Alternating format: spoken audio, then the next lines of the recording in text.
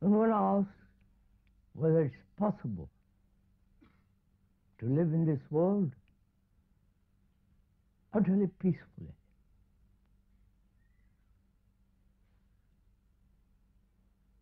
Because it's only in peace that a flower can flower. It's only in peace that human mind, human brain can really be free.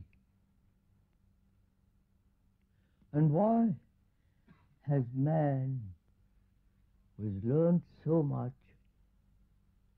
who has acquired so extraordinary knowledge, experience, doing his best, why cannot he live in peace? As we said yesterday, this is not a talk, a lecture on a particular subject to be informed, to be instructed. But we are together exploring this question. Not that the speaker explores and you listen, but together you and the speaker investigate sanely, without any bias, without any definite conclusions, to find out why we human beings cannot live on this beautiful earth with peace and without conflict. That's where we left off yesterday.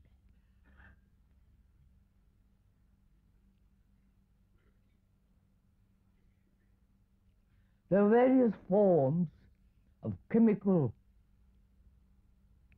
injections to make man peaceful. They're doing it now. In the totalitarian states, they send them to hospitals, psychotherapeutic hospitals where they'll be drugged, kept peaceful. And also, belief has also drugged us tremendously to be peaceful. We all believe, you're Christians, in some form of Savior, and that belief has kept us somewhat tamed. There have been attempts of every kind throughout the world to help man to live peacefully. They've said meditate, follow, obey, conform.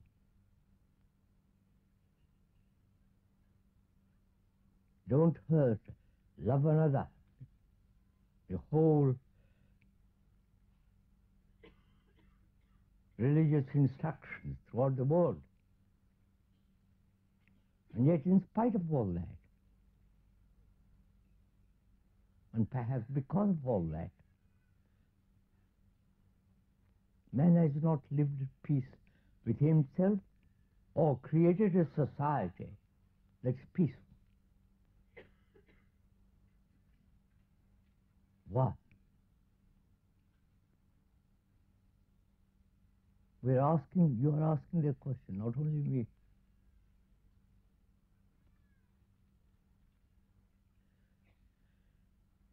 Are we different, each one of us, from the world outside of us?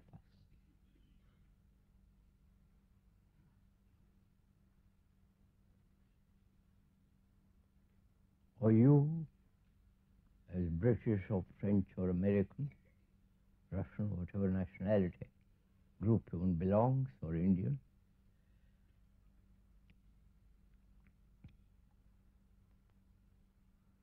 are we, the rest of humanity, or separate individuals struggling separate souls.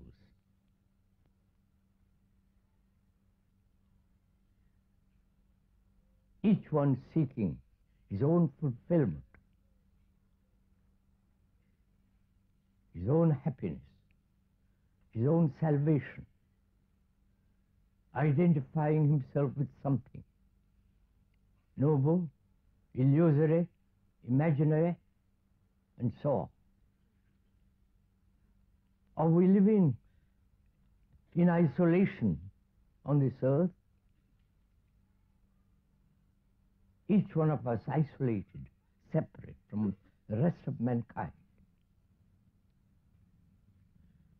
And this separation, this so-called individualism, may be one of the causes why human beings do not live at peace, either in their relationship or with his neighbor, who might be next door, 1,000 miles away.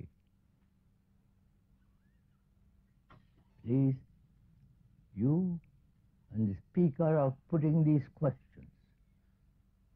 The speaker is not putting the question for you to answer. This is a question which all of us has to face. Either we face it intelligently, rationally, sanely, or escape into some form of illusory peace. Peace can only exist if we have complete security, both outwardly and inwardly, psychologically and environmentally. We all want security. Even the greatest scientist and the poorest, very uneducated villager, all of us want security. Like every animal, every living thing needs security. And apparently, we don't have security.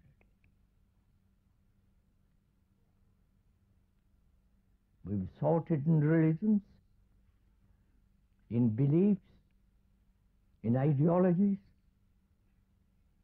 in some form of authority, followed them, and yet we remain separate. We're asking, is that one of the basic causes why human beings, thinking they are separate, isolated entities, each one seeking his own particular form of security, must inevitably come into conflict with the others who are also seeking their own particular form of security. So we're asking a question, which is, are we separate from the rest of humanity? You understand my question?